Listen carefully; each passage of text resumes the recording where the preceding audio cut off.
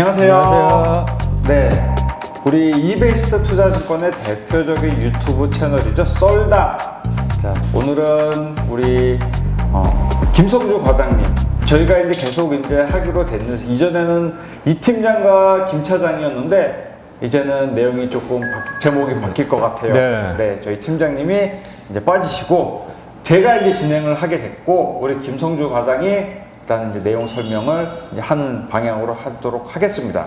자, 일단은 뭐 제목 부분은 썰당으로 계속 가는 겁니다. 네, 그래서 어찌됐든 관련된 해외 선물 관련된 내용을 우리 김성주 과장님이 설명을 잘 해주실 거고 기존에 저희가 안내 드렸던 거는 해외 선물의 기초 부분, 상품이 뭐뭐가 있다 설명을 해드렸다 하면은 지금부터는 이제 현재 시점에서 가격 흐름, 주가지수, 금, 은, 원유 어떻게 움직이는지, 왜 움직이는지, 그리고 트럼프 이런 내용, 코로나 이런 내용도 관련해서 다 자세하게 말씀을 드리는 시간을 앞으로 계속 가져볼 거예요. 그러니까 많은 지금 보시는 시청자분들 반드시 구독, 좋아요, 클릭. 오케이? 자, 그러면은 이제 오늘 첫 번째 시간을 좀 가져보도록 하겠습니다. 이게 첫 번째 시간이랑 또 마찬가지예요. 오늘부터는 지수, 현재 미국 지수나 뭐 유럽 지수, 뭐 한국 지수, 아시아 지수까지 다뤄볼 시작이니까 먼저 지수 선물에 대한 기본적인 개념 정리부터 해서 현재 흐름을 좀 알아보도록 하겠습니다. 자, 그러면은 우리 김성주 과장님, 네. 지수 선물에 대한 정의부터 간략히 얘기해주고 약간 복습하는 개념으로 설명해주는 관점에서 이야기를 하고 진행을 좀 해보도록 하겠습니다. 네, 일단 간단히 말씀드리면 다들 아시다시피 뭐 한국 주식에서도 뭐 삼성전자가 있고 뭐 SK하이닉스가 있고 뭐 현대자동차가 있고 굉장히 많은데 네. 그런 개별 주식들을 하나로 모아서 뭐 한국 같은 경우는 뭐 코스피 네. 아니면 뭐 기술주 중심으로 해서 코스닥 이렇게 하나로 모아서 이제 지수 형태로 만든 거를 이제 주가지수다. 네. 라고 이제 간단하게 말씀드릴 수 있는데, 그러면 주가지수가 어떻게 오르고 내리냐? 뭐 포트폴리오 안에 네. 구성되어 있는 증권, 개별 주식들이 오른 주식들이 많다. 그럼 주가지수는 오르고, 그 중에서 뭐 많이 떨어졌다. 그럼 주가지수도 하락하고 이런 움직임으로 바탕에서 보기 때문에 개별 주식들이 얼만큼 이제 움직이냐 따라서 주가지수가 상승하냐 하락하냐에 많이 이제 영향을 미치겠죠. 기본적으로 지금 우리 김성주 과장님 이제 말씀하셨던 이제 주가지수. 자, 우리가 흔히 지금 TV나 뉴스에서 많이 보죠. 오늘 증시가 올랐다, 떨어졌다, 이 관련된 내용을 말씀을 드리는 거예요. 증시가 올랐으면은 기본적으로 많은 개별 주식? 개별 주식들이 오르면서 이 선물 시장에도 영향을 미칩니다. 그래서 같은 흐름을 보여준다 생각을 하시면 될 것 같아요. 이런 내용들은 기본적으로 지금 안다라고 저희가 기본적으로 베이스를 깔고 지금 말씀을 드리는 거니까 이걸 모르시겠다. 그러면 저희 썰당 기본 편을 한번 보시고 처음부터 보시면 다 아실 거예요. 네, 그렇게 해서 그 내용은 아마 제가 다 설명을 드렸어요. 이제는 성주 과장이 그런 내용들을 이제 응용편을 이제 말씀을 드릴 거예요. 자, 그러면은 어떤 상품들이 있는지 그런 것도 한번 좀 말씀해 주세요. 네, 일단 사람들 요즘에 코로나 때문에 동학개미 운동 이런 거 많아가지고 네. 국내 주식들도 사람들 거래를 많이 했지만 뭐 미국 주식이 뭐 폭발적으로 거래량이 늘었다. 네. 이런 얘기가 굉장히 뉴스에도 많이 나오고 네. 뭐 주변 사람 지인들하고 뭐 밥 먹고 술 한잔 하면서도 얘기 많이들 하실 텐데 네, 요즘 미국 주식 모르면은 간첩이에요. 그렇죠. 요즘은. 네. 그러다 보니까 이제 글로벌 주가 지수를 어떻게 투자를 하냐.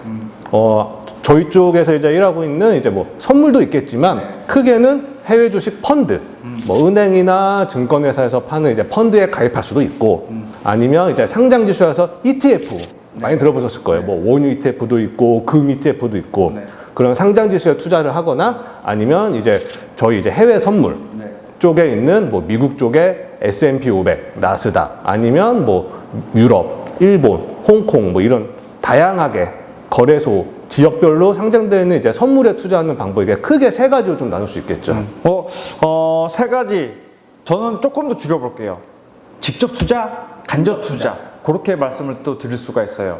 이 직접 투자를 하면은 제가 지금 저랑 뭐 성주 과장이 얘기하는 직접 선물 투자예요. 해외 선물 투자. 내가 원유, 뭐 금, 지수 선물에 오른다 내린다를 내가 예측을 해서 투자를 하는 방식이라고 생각을 하시면 돼요. 오른다 내린다에 직접 내가 내 돈 내고, 물론 모든 상품이 이제 직접 이제 내 돈이 들어가지만은 내 스스로 이제 매매를 통해서 수익을 창출할. 그리고 이제 또 성주 과장님이 말씀해주신 ETF, 펀드, 이런 간접 투자. 실제로 이제 나는 돈을 여기다가 맡겨놓고 이제 펀드 매니저나 운용사들이 운용사에서 이제 개별적으로 하는 이제 간접적인 투자 방식이 있어요. 실제로 간접적으로 투자하는 방식은 좀 더 안전한 거래라고들 표현도 하긴 합니다. 그렇죠. 모든 투자하는 방법들이 100% 안전성은 없겠지만 그렇죠. 직접적인 해외 선물에 투자하는 것보다는 다소 조금 원금이 조금 더 손실이 좀 적을 수도 있다. 네. 아니면 조금 더 안정적으로 투자할 수 있다라는 방법의 차이겠죠 아마. 대신에 그거는 있어요. 지금 어차피 저희는 이 선물을 소개하는 사람들이라 일단은 초고위험 상품이에요. 이거를 보시고 매매를 하시는 분들도 반드시 내가 이제 그 투자 성향이 초고위험 상품을 고위험물 상품 내가 이제 위험고지 등록이 다 된 분들만 지금 매매를 하실 수 있는 것들을 말씀을 드리는 거예요. 그러니까 내가 하이 리스크 하이 리턴이라는 표현을 말씀을 드릴게요. 위험 상품인 만큼 그만큼 돌아오는 투자 것도 수익도 많다? 그만큼 많을 수 있다라는 거. 그게 최대 장점이거든요.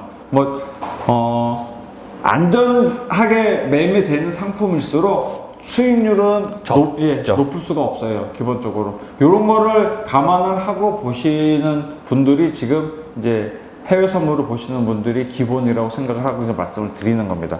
자, 그럼 추가해서 이제 상품 추가적인 내용들이나 이런 것들 좀 말씀해 주시면 될 것 같아요. 일단 한국도 한국 거래소가 있고, 하지만 이제 저희는 해외 선물이다 보니까 해외 쪽에 있는 주가지수 선물들이 가장 활발하게 거래가 되는 게 다 아시다시피 이제 CME 그룹에 있는 CME에 있는 S&P 500, 나스닥, 아니면 생소하시겠지만 러셀도 있고, 러셀 같은 참고로 소용주 그런 것도 있고, 아니면 이제 CME 쪽에 있는 CBOT에 있는 이제 다우, 다들 아시다시피 다우도 있고, 아니면 이제 유럽 거래소에 있는 DJ 유로스탁스, 아니면 독일 닥스, 아니면 홍콩 거래소, 싱가포르 거래소에 이제 다양하게 있어요.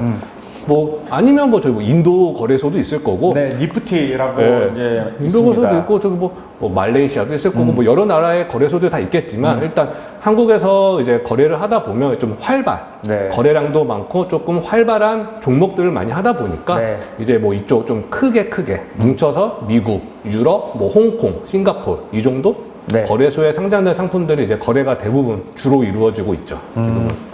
계속 제가 이제 부연 설명을 또 말씀을 드리는데, 일단은 각 나라의 이제 실제로 이제 금융 레벨이 높은 나라라고 이제 표현을 드리는 게 그렇게 표현하면 맞을 것 같아요. 각 나라에서는 이제 대표적인 지수 선물들이 있겠죠. 그러니까 한국은 코스피 선물이 있듯이 미국은 3대 지수, 지금 항상 이야기가 아침 뉴스에 나오는 건 미국 3대 지수 S&P 대장주예요. 우리나라 코스피 선물은 똑같아요. S&P 그리고 다우 그리고 나스닥입니다. 그리고 김성주 과장님이 말씀해 주신 러셀이라는 상품이 있는데, 이거는 소형주 중심이에요. 그래서 이 러셀 하나 지금 팁을 말씀해 드린다면은 이 러셀 상품을 매매를 했을 때, 이 러셀이 실제로 위로 크게 올라가거나 밑으로 크게 빠졌을 때는 실제로 전반적인 실물 경제 시장이 그렇게 움직임이 많다라고 그런 방향으로 움직임을 가지고 있다라고 생각을 하시면 될 것 같아요. S&P 같은 대장주는 일단은 선 흐름을 보여주는 상품이라 하면은 실물 경제로 보여주는 상품은 러셀이라는 중소형 업체들을 이제 메인으로 하는 지수이기 때문에 더 실물 경제에 더 좀 민감하게 받아들일 수가 있죠. 그러니까 S&P는 위로 팡팡 뛰고 밑으로 아니면 팍 빠질 때도 러셀은 크게 오르거나 밑으로 빠지지 않은 경우가 있어. 물론 빠질 때는 동반하는 경우가 많지만은 상승할 때는 오히려 일반 그냥 S&P는 이런 대장주들은 크게 오르지만은 이런 소형주들이 중심으로는 많이 안 오는 경우가 있거든요. 실물 경제는 조금 따라가는 게 후행성이기 때문에, 그러니까 늦게 따라가기 올라가기 때문에 이런 부분이 반영을 하는 부분은 선물 지수 거래 상품으로는 러셀이 있다. 이렇게 말씀을 드릴 수가 있을 것 같아서 홍콩 거래소에 뭐 항생, 싱가포르 거래소에 뭐 싱가포르 지수 선물 다 있으니까 이런 것들은 고객 투자하시는 분들 입맛에 맞춰서 하시면 될 것 같아요. 네. 그리고 선물사나 증권사나 선물사로 표현해요. 증권사나 선물사에 올라가 있는 상품들 지금 투자하시는 분들이 시청하시는 분들이 나는 이 선물 상품은 다른 나라의 선물 상품을 매매하고 싶다. 메인으로 올라가는 상품들이 일단 거래가 많이 되는 상품들을 올려놓습니다. 그러니까 거래가 유동성이 적은 상품을 저희가 직접적으로 이렇게 올려놓기는 어려워요. 물론 이제 다양한 상품들을 올려놓긴 하지만은 기본적으로 메인으로 올라가는 거는 미국 아니면은 이제 유럽 그리고 이제 홍콩 그 정도라 생각을 하시면 될 것 같아요. 네. 계속 말씀 주시죠. 네, 일단 그렇게 많은 거래소들이 있고 많은 지수 선물들이 있는데 네. 어떻게 가격이 움직이냐? 네. 아까 처음에 말씀드린 것처럼 개별 주식들이 많이 오르는 지수들은 당연히 오르겠지만 네. 거기에 가격 요인이 움직임의 요인이 어떻게 되냐? 네. 이제 보면 이제 장기적인 관점하고 이제 단기적인 관점을 좀 볼 수 있겠는데 장기적인 관점 보면 이제 국가의 경제적, 경제 이슈들, 이번 분기에 GDP가 어떻게 나왔다, 아니면 고용 지표가 고용이 서서히 좋아지고 있다. 그럼 당연히 그 나라의 경제가 좋아지고 펀더멘털적으로 좋아지기 때문에 지수들은 당연히 조금 장기적으로 상승할 수 있는 트렌드가 마련해지는 모습을 보이겠죠. 네. 그리고 또 다 아시다시피 한국도 한국은행이 하지만 미국이나 다른 나라들도 이제 금리나 아니면 조금 나라가 힘들다 부분이죠. 네. 하다 그러면 이제 양적 완화를 비롯해서 부양책, 정책들을 많이 펼치니까 그런 정책들의 영향을 받으면서 사람들이 기대만큼 정책이 나왔다. 그러면 이제 경기가 좀 더 살아나겠다라고 좀 올라갈 수도 있고 생각보다 나는 100이라는 부양책 정책을 원했는데 실질적으로 중앙은행이 70밖에 안 썼다. 네. 그러면 거기에 대한 또 실망감 그런 것 때문에 이제 좀 그런 거에서 이제 장기적으로 좀 트렌드를 볼 수도 있겠죠. 네. 단기적이라 하면 어떤 게 또 있을까요? 그러면? 기업들의 실적 아니면 주간이나 월간으로 발표되는 경제 지표들 네. 아니면 정말 단기라고도 할 수 있겠지만 어떻게 보면 현 시점에서는 장기로 볼 수 있는데 천재지변. 네네. 코로나 지금 현재 상황이네요. 근데 코로나는 단기가 아니고 아직까지는 장기냐 단기냐 좀 선택하기는 조금 애매한데 그러니까 장기로 갈 것 같죠? 코로나라는 복병이 실제로 이제 나타난 거잖아요. 역대 이제 없었던 바이러스가 창궐이 되면서 지금 현 사태가 이제 발생이 됐는데 이런 것들은 실제로 기존에 신종플루 같이 금방 이제 약이 이제 바로 있었으면은 금방 끝났을 텐데 코로나는 지금 치료제가 없다 보니까 요게 이제 단기적 관점보다는 요거는 중장기적으로 보는 게 좀 맞을 것 같아요. 거의 지금까지만 해도 거의 반년 이상이 코로나 그렇죠. 영향을 받고 있으니까 네. 단기라게 보기는 조금 힘들고 이게 이번 연도 내년 상반기까지 한다 그러면 중단기 아니면 더 이상 간다 그러면 좀 장기적으로 어쩔 수 없이 모든 나라에 영향을 끼칠 수 있겠죠.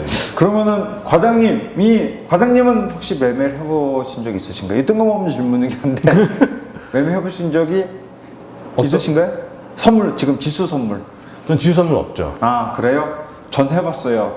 이 지수 선물을 일단 우리 과장님이 장기적인 관점, 그러니까 실제로 이제 가격이 오른다 트렌드, 그러니까 좋은 이슈들이 많을 때에는 말 그대로 이제 가격이 오르는 방향성을 그렇죠. 갖고 있기 때문에 매수 진입 관점으로 이제 보시면 될 것 같고요. 선물로 따졌을 때. 그렇게 되면 이제 말 그대로 고용 지표가 고용이 좋아지고 소비가 좋아지고 소비도 좋고 그리고 이제 중앙은행이 조금 더 양적 완화라는 표현을 했는데 경기가 더 살아날 수 있게 지금 돈을 풀었죠. 네. 이 코로나 때문에 우리나라든 미국이든 각 나라 중앙에서 돈을 지금 개인들한테도 이제 뿌려주고 하는 것처럼 요렇게 이제 경기를 조금 으쌰으쌰하면서 돈을 이제 시장에 뿌렸을 때 그때는 조금 더 호재로 생각하고 가격이 그렇죠. 오르는 경향이 있단 말이죠. 그때는 기본적으로 가격 상승 이제 매수 방향으로 이제 주문을 해야 될 것 같고 반대로 이제 지금 코로나가 또 창궐이 돼서 처음에 1월 초나 1월 초 말씀을 드리면은 사람들이 막 죽어나고 네. 뭐 몇백만 명씩 죽어나고 그쵸. 점점 퍼지고 있고 이러면 사람들이 일단 무섭잖아요. 네.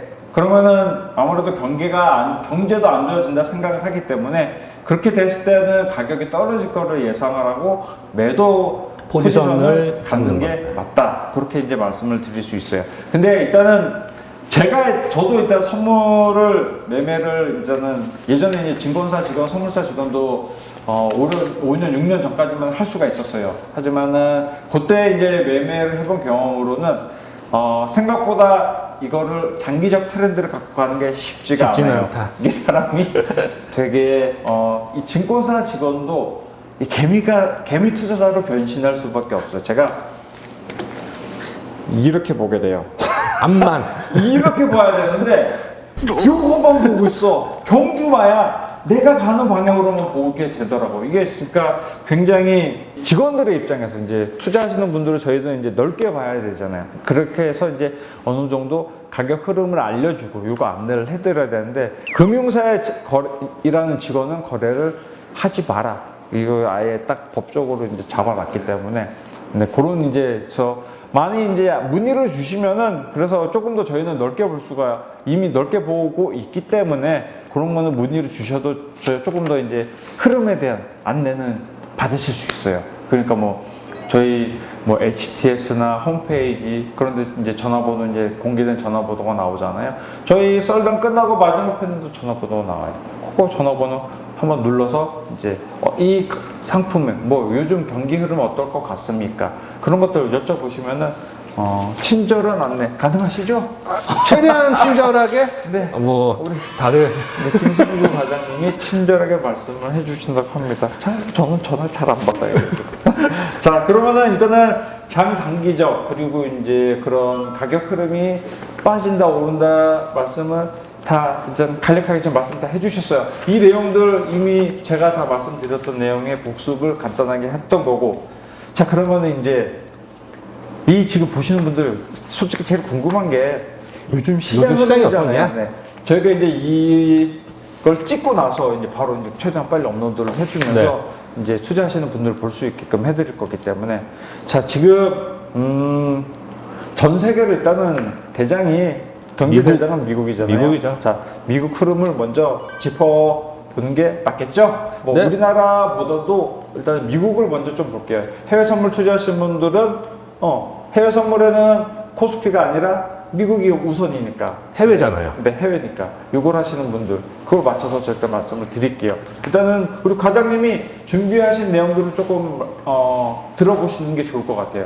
요거 현재 뭐 10년 전부터 현재 트렌드? 네. 네. 그런 것부터 조금 쭉 한번 말씀해 주셨으면 좋겠습니다. 네. 아까 계속 이제 김성준 차장님도 말씀해 주신 게 해외 선물이다 보니까 미국 지수가 가장 대장주다 네. 말씀 주셨는데 가장 크기도 하고 한국 이제 주식이나 한국 사람들은 이제 또 미국하고 시차가 있어요. 네. 그러니까 미국 영향을 많이 받기 때문에 그 전에 한국 시장이 9시에 열리기 전에 미국 장이 어떻게 끝났냐 거기에 한국 주식들이 지수들이 은근히 되게 영향을 되게 많이 받으니까 그래서 장저 개장 방송 주식 이제 하시는 분들은 장저 개장 방송도 많이 보시잖아요. 그런 네. 것들이 미국 시장 이제 거기도 많이 이제 어쩔 수 없이 영향을 받게 되니까. 그렇죠. 네. 그리고 제가 지금 이제 준비하신 게 있죠.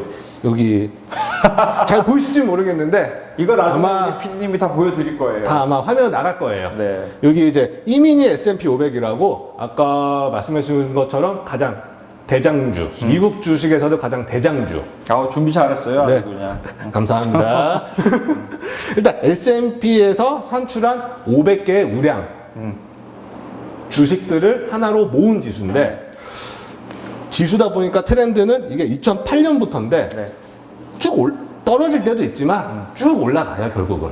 왜냐하면 주식은 영원 밑이 없잖아요. 네, 그렇죠. 경기는 점점 좋아질 거라는 이제 투자자들이나 뭐 사람들의 심리도 있고 하다 보니까 주식은 저는 개인적으로 계속 조금이라도 올라갈 거라고 생각하고 실질적으로 봐도 2008년에서 2008년이 여기인데 18년 많이 올랐어요. 네, 거의 뭐 어마어마하게 많이 올랐어요. 2배가 넘게 올라왔으니까요. 네. 근데 그런 게 있잖아요. 가격이 지금 뭐 코로나 사태도 있었고, 일단 10년 전 저희는 리먼 사태 때부터 얘기 조금 이제 네. 우리 과장님이 얘기해 주실 딱, 건데 네. 그런 부분이 발생했어도 오른다. 이게 신기하게 진짜 올랐을 때 신기하게 엄청나게 올라요. 올랐어요. 진짜 저는 굉장히 뭐 이전 편들을 많이 보셨을 분들은 굉장히 저는 부정적 부정적. 네게티브 사람인데 자꾸 올라, 자꾸 틀려. 그래서 그런데 계속 이렇게 오르는 부분도 왜 오르는지 이 보시는 분들 이해를 하시면서 지금 우리 성주 과장님 얘기를 쭉 한번 해주십시오. 네. 그래서 최근에 뭐 예전부터 가도 뭐 중요한 이슈들이 많았겠지만 그래도 2020년이면서 네. 2000년도에 가장 큰 이슈는 아무래도 2008년에 있던 미국 리먼 브라더스 파산. 거의 미국의 IB 은행 4대 IB 은행 중에서 한 군데가 파산을 해버린 사건인데 우리나라로 치면은 뭐 국민은행이 우리은행 망했다, 뭐 이런- 국민은 우리은행이 갑자기 파산을 망했다. 했다. 한순간에. 네. 이것도 파산 보호 신청을 새벽에 했대요. 그 장중에 이제 하는 것도 아니고 그 새벽에 하다 보니까 미국 시간 아침부터 좀 파장력이 컸죠. 네. 그 당시에. 그러다 보니까 요 위에 있던 게 이제 쭉 거의 하루 만에 많이 빠졌죠. 네. 그때 그러면서 제가 이제 막 직업을 구할 때라 저는 정말 힘들었어요. 2008년에. 뭐 이게 미국 은행이 하나가 망하면서 미국 경제 위기는 뿐만이 아니라 유럽, 아시아부터서 글로벌 금융 위기까지 올 정도로 했기 때문에 한국도 굉장히 많이 힘들었고 네네. 그러다 보니까 뭐 차장님 일자리 구하기도 뭐 덕분에 힘들었을 지금 거고. 우리 회사 잘 다니고 잘 있으니까. 다녔으면 뭐 그러면 된 거고. 네. 그러다 보니까 이제 리먼 브라더스 터지면서 파산을 하면서 미국 지수나 이제 글로벌 경기가 안 좋아지고 안 좋아지다 보니까 각 나라의 중앙은행들이 우리나라 힘들어. 미국 특히 미 연준 연방준비제도도 힘들어. 하니까 돈을 푼 거죠. 경기를 살려야 되면 가장 좋은 거는 돈 푸는 거. 네, 그렇죠. 그 다음에 사람들이 대출도 많이 받고 하다 네. 보니까 금리 낮춰. 네. 그러면 저금리, 네. 돈 풀고 그 두 가지가 가장 경기를 회복하는데 가장 좋은 것들 중에 하나고 또 왜냐하면 다들 아시다시피 뭐 인터넷만 찾아봐도 다 나오니까 네. 리먼 브라더스 사건이 터진 거는 이제 서브프라임 모기지라고 해서 네. 대출을 받을 수 없는 등급들의 사람들한테 대출을 해준 거죠. 저도 조금 여기서 이제 말씀을 궁금한 점들이 많은 분들이 있을 거예요. 리먼 사태 막 그렇게 이제 10년 리먼 사태 하는데 그게 뭔지 모르시는 분들 굉장히 많아요. 궁금해 하시는 분들. 요거 간단하게 조금 말씀을 해주세요. 네. 일단 2008년도에 리먼 브라더스 사태가 터졌고 이 사태의 부채 규모가 리먼 브라더스 은행 부채 규모가 6,130억 달러. 그러면은 몇 조예요? 700조? 네, 700조. 그만큼 어마어마한 부채를 갖고 파산했기 때문에 글로벌적으로 이제 좀 금융위기가 왔죠. 네. 근데 이게 왜 왔냐? 아까 잠시 말씀드린 것처럼 대출을 받을 수 없는 사람들한테 집을 사라. 그 신용등급이 굉장히 낮은 사람한테도 돈을 빌려준 거는 그쵸. 집을 사기 사게끔 위해서 해준 건가요? 한국말로 하면 주택담보대출 이런 거죠. 그러니까 네. 이 서브프라임이라는 게 미국에서 세 번째 단계래요. 그 등급이 등급이. 신용 등급이 그러면 제가 있었던 경험으로는 그럼 그 등급이면 실제로 돈 대출도 힘들거든요. 돈 대출도 힘든데 네. 이제 그 당시에 2007년 뭐 그때 당시에 부동산 경기가 워낙 좋다 보니까 네.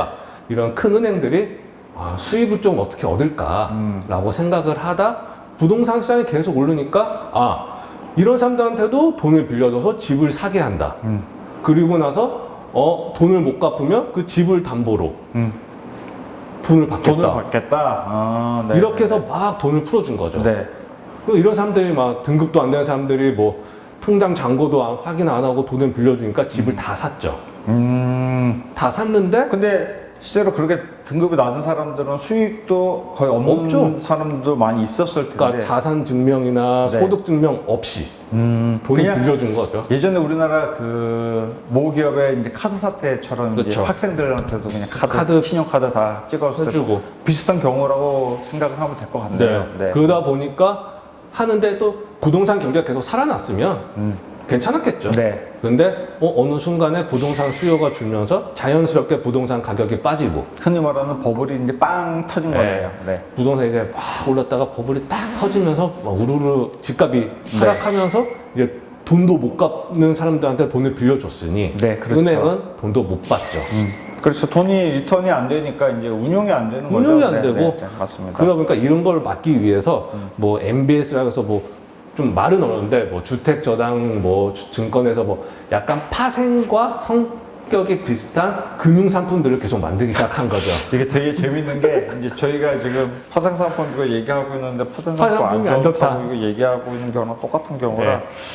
근데 조금 더 일단 말씀해 이렇긴 주세요. 한데 이런 것 때문에 네. 너무 은행의 부채가 진짜 눈덩어리처럼 네. 뭐 눈사람 만들 때 눈을 굴리면 점점 커지는 것처럼 네. 이렇게 점점 커지다 보니까 부채가 아까 말씀드린 것처럼 한국 돈으로 약간 700조 가까이 네, 하니까 글로벌 경제 위기가 왔고. 네. 그러면 제가 이거 보니까 쭉 지금 올랐잖아요. 네. 양적 완화를 계속한 걸로 지금 나와 있거든요. 지금 보면 여기 보시면 2009년 2008년 말에 네. 미 연준이 1차 양적 완화를 하고 네. 했어. 한번 돈 풀고 했는데 경기가 안 살아. 그러니까 10년 11월에 또 2차 양적 완화를 또 했어요. 그러면서 이제 정말 살 줄 알았죠. 미국 경기가. 근데 쭉 계속 빠지면서 좀 올라갔는데 여기서 계속 더 이상 미국 경기가 살지 않아. 그러니까 다시 미 연준에서 3차까지 해버린 거죠, 이제. 그러니까 중간중간 유럽 경제 위기가 있음에도 불구하고 돈을 끊임없이 찍어냈다는 계속 얘기잖아요. 푼 거죠. 네. 그러니까 그 지금 금리가 미국도 0이에요. 0이었었죠. 현재는 0. 네. 0이었었는데 0에서 계속 근 7년, 8년 트럼프 대통령 전까지였나요? 거의 한 9년 정도를 0, 거의 제로 수준까지 갔다가 거의 매 그 정책 회의 때마다 0.2%씩 계속 올리다가 한 2.5%까지 갔죠? 네, 아니 갑자기 이제 어느 정도 많이 이제 미국 경기가 많이 좋아진 다음에 이제 금리를 올렸다가 그러니까 요 정도에서 힘들다가 여기에서 이제 금리를 인상하기 시작한 거죠. 그러니까 많이 올랐죠. 거의 뭐 2배 많이 가까이 올린 올랐죠. 다음에 이제 네. 금리 그러니까 인상을 시작하게 했네요. 요 사이에 거의 8, 9년 동안을 거의 초저금리, 제로금리. 그러니까 대출을 받아도 뭐 원금만 갚으면 되니까. 네, 이자 비용이 없다 보니까 네. 정말 뭐 우리나라도 최근에 이제 금리 낮추어서 금리가 낮아지고 있죠. 네. 그런 비슷한 느낌이라고 말씀을 드리면 될 것 같고요. 네. 금리 인하가 계속 이렇게 되면서, 그러니까 낮은 금리로 유지가 되면서 말 그대로 돈이 풀리고 소비가 계속 이루어지면서 미국 경제가, 그러니까 기본으로 미국 경제가 이렇게 올라갈 수 있었던 점은 베이스 자체가 워낙 튼튼했기 때문이라고 생각을 하면 될 것 같아요. 워낙 나라가 네. 큰 나라고 네. 경기가 워낙 예전부터 꾸준히 쌓아왔던 뭐 경험? 뭐 그런 것도 있을 거고 말 그대로 제조업이나 이런 부분이 산업 전반적인 기반이 튼튼하게 이루어진 나라들이 확실히 그거는 좋은 것 같아요. 회복력도 네, 회복력 또 자체가 빠르죠. 네. 네. 그러면서 뭐 이렇게 코로나 있기 전까지만 하더라도 이렇게 코로나 발생하면서 이렇게 지금 또 빠졌잖아요. 계속 오르다가. 여기에 딱 이제 계속 오르다가 네. 이번 연초에 거의 피크를 찍었는데 네.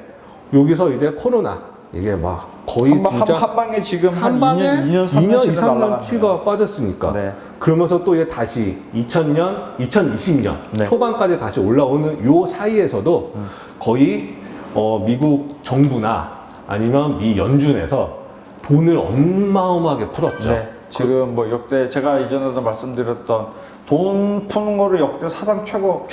네. 리먼 사태 때보다 지금 한 3배 넘게 지금 풀었으니까. 훨씬 많이 풀었죠. 네. 어마어마하게 풀었다고 보면 될 것 같아요. 그리고 거의 뭐 2, 3주 동안에 금리를 그렇게 올렸던 금리를 다시 제로 금리로 만들어 버리고. 네. 그 지금 미국 지금 지수 선물이 지금 또 나스닥 같은 사상 최고치를 계속 뭐 경신을 하고 있거든요. 그렇죠. 코로나 영향 때문에 진짜 아무도 예상하지 못한 네. 그런 변수 때문에 빠지면서 글로벌 경기가 완전 죽었죠. 네. 진짜 바닥을 기었죠. 사람들 네. 집에서 못 나오고 네, 맞습니다. 뭐 중소기업들 뭐 망하고 뭐 가게들 네, 파산 망하고 시장 기업도 뭐 되게 많았으니까. 많으니까 그렇기 때문에 거기서 이제 모든 나라들이 돈을 풀고 금리를 내리고 하다 보니까 사람들이 이제 천천히 이제 조금 소비를 하기 시작하면서 전 세계적으로 아직 코로나 발생 환자들은 굉장히 많아요. 네. 그래도 그 2월, 3월 그때보다는 조금 수그러들었다? 그렇기 때문에 사람들이 이제 점점 밖으로 나오고 하다 보니까 이제 소비가 조금 되기 시작하는 거죠. 근데 저는 조금 대단하다고 생각했던 게 뭐 그리고 조금 그런 것들이 많았던 것 같아요. 그 이제 말 그대로 집에서 이제 할 수 있는 기술주, 뭐 나스닥에 들어가 있는 기술주들. 그러니까 한국으로 말하면 코스닥 주죠.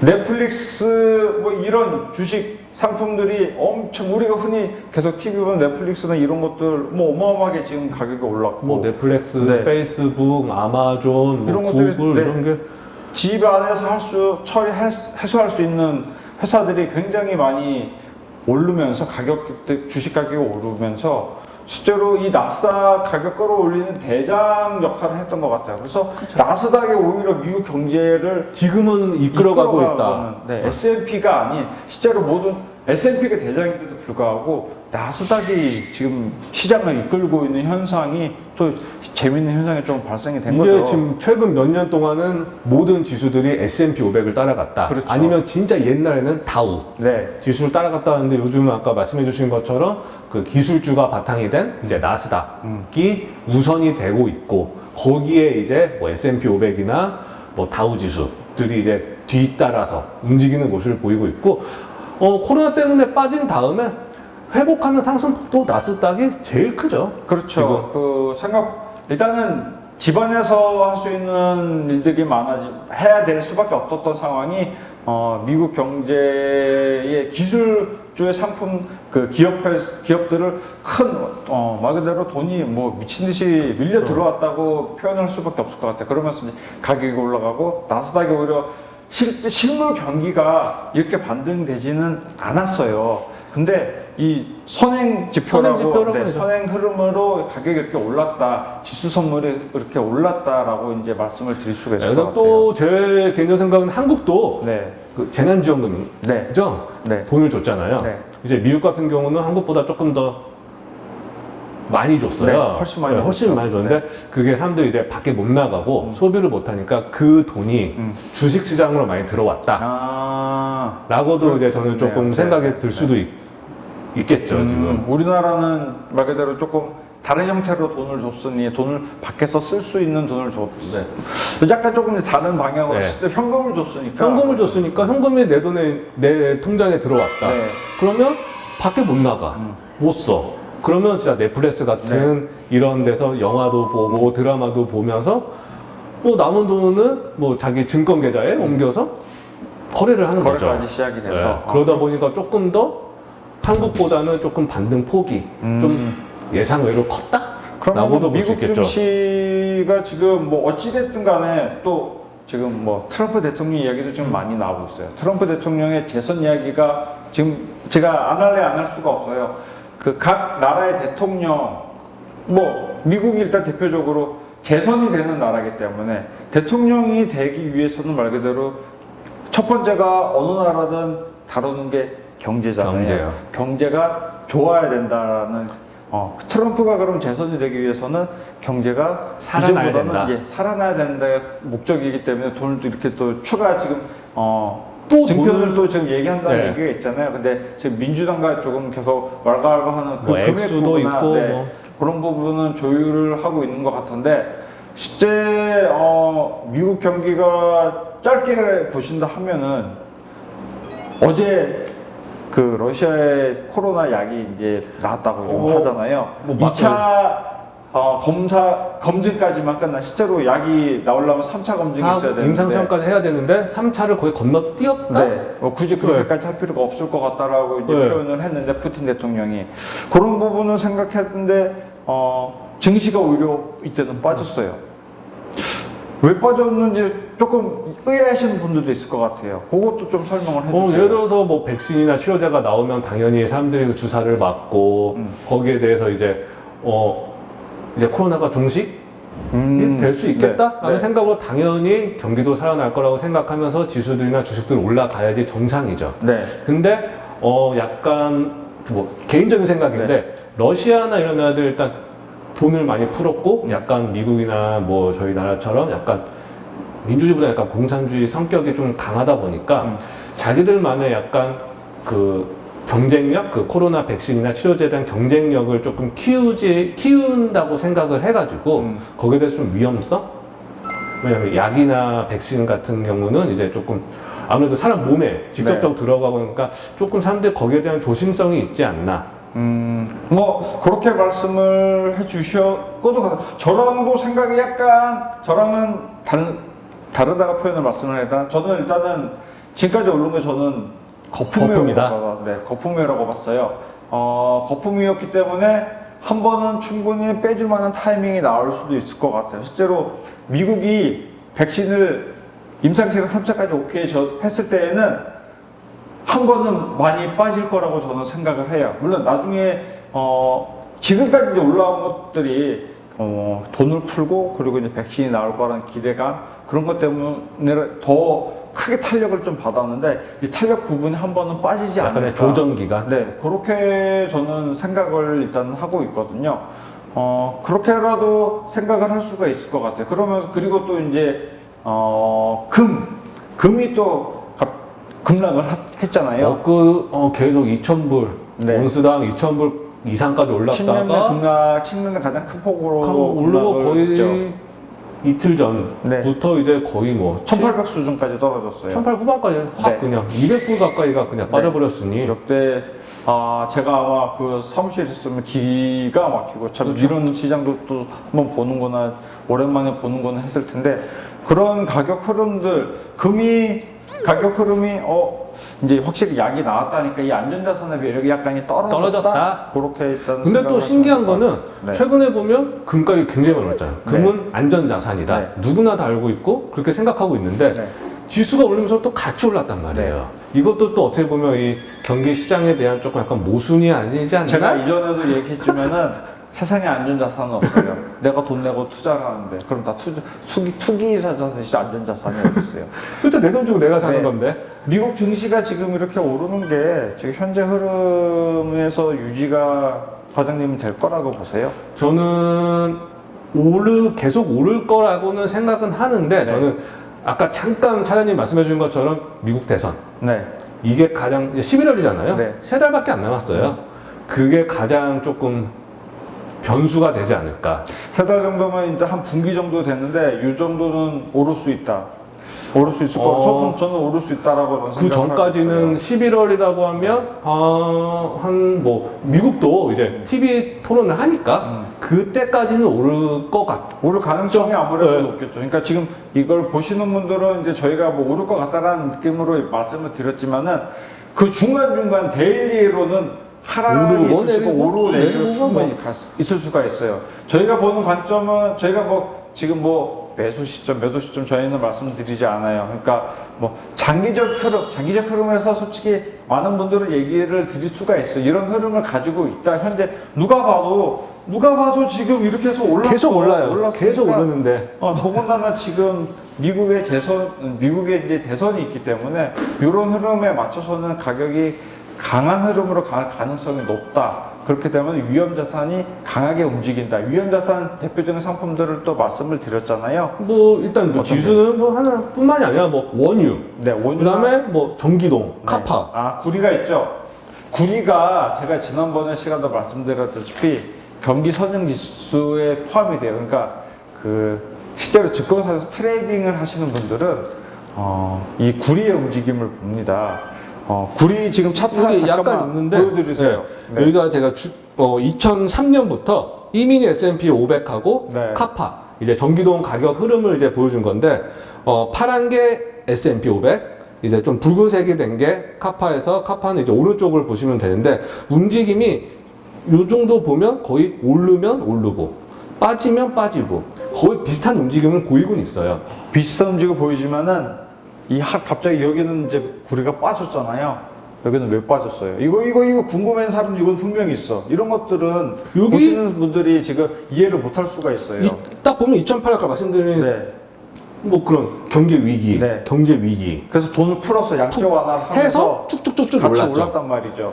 그 다음에 이러면서 여기 또 빠졌죠. 저게 왜 갑자기 하락 트렌드가 나왔나요? 저런 부분은 이해를 시켜드릴 필요가 있어요. 여기서 빠진 거는 이제 2008년도는 이제 리먼 브라더스. 네. 여기서 한번 빠진 거는 이제 유럽. 네. 유럽에서 재정위기 다들 많이 들어보셨지만 피그스, 네, 그렇죠. 뭐 포르투갈, 포르투갈, 이탈리아, 그리스, 그리스. 스페인. 네, 그렇죠. 그런 나라들의 재정 위기가 심각하게 오면서 거의 유럽의 반 이상 국가들이 신용등급 하락을 다 당했죠.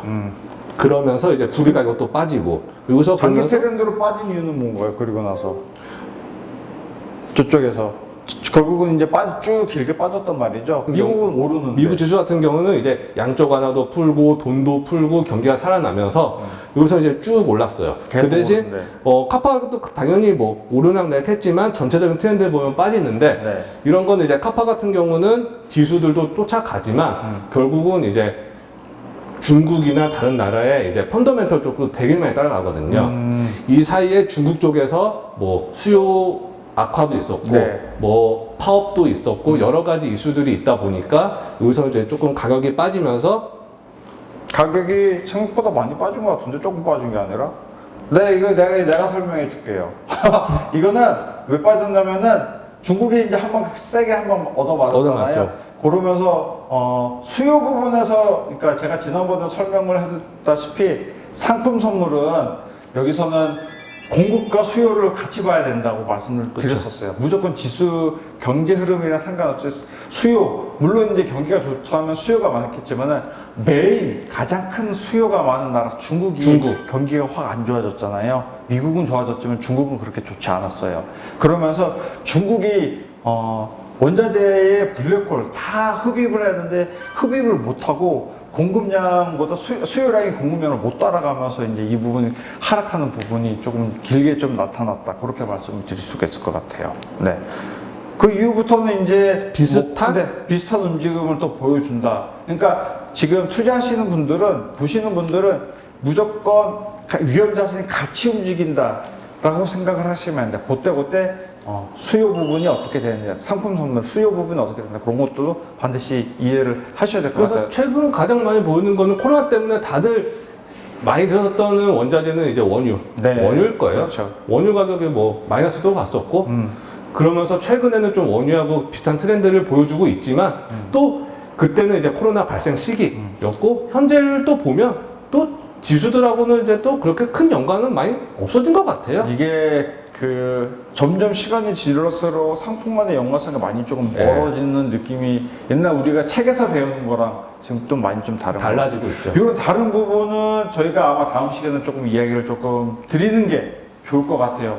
지수가 가격이 움직이는 부분, 미국 지수 한번 다뤄봤는데 저희가 지금 우리 김성주 과장님이 말씀하신 그 유럽 쪽 저희가 한번 같이 좀 봐야 될 필요도 있을 것 같아요. 일단 가장 크게 보면 뭐 미국, 네. 유럽 연합, 유럽존, 그 다음에 이제 아시아. 네. 이렇게 가장 아시아 중에서 중국이죠. 뭐 어떻게 보면. 이런 가격 흐름도 지수 선물은 앞으로 저희가 이제 계속 말씀드릴 내용에 이제 저희가 촬영할 내용으로 이제 말씀을 드릴 거고, 오늘 일단 미국 지수의 한 10년 정도 트렌드를 좀 간단하게 좀 짚어봤어요. 지수 선물 어떻게 처음에는 한번 복습하는 내용으로 말씀을 드렸고, 미국의 대장, 지수의 전체 글로벌의 대장인 미국의 전체 흐름을 10년 트렌드를 말씀을 드렸고, 결국은 지금 굉장히 우상향으로 나타났다는 그림도 보여드렸고, 최근에 트럼프와 코로나 사태까지도 이제 말씀을 드렸습니다. 그리고 마지막에 상품 간에 꼭 지수가 이제 이런 것들 이제 연관성도 보여드렸는데, 그 부분은 조금 나중에 저희가 이야기 드리고, 다음 편에서는 유럽 그리고 아시아. 그런 지수들 흐름을 계속해서 만나보도록 하는 시간을 가져보도록 하겠습니다. 우리 성주 과장님, 제가 오늘도 참 말을 많이 한 것 같아요. 진행을 해야 되는데 성주 과장님 뭐 잘 짜려먹고 지금 얘기하지만은 저도 이걸 너무 좋아하는 거, 토킹을 너무 좋아해요. 익숙해서 괜찮아요, 이런 거. 네, 저는 계속 이런 식으로 말씀을 드리면서 제가 다음 시간에는 유럽 쪽이랑 아시아 쪽을 말씀을 좀 드리도록 하겠습니다. 보시는 분들, 자, 구독, 좋아요, 클릭 해주신 거 잊지 마시고, 자, 그러면 오늘 이번 시간 기분 좋게 마무리를 하고 다음 시간 기대를 해보도록 하겠습니다. 오늘 김성주 과장님 수고 많이 해주셨습니다. 고생하셨습니다. 네, 감사합니다. 감사합니다.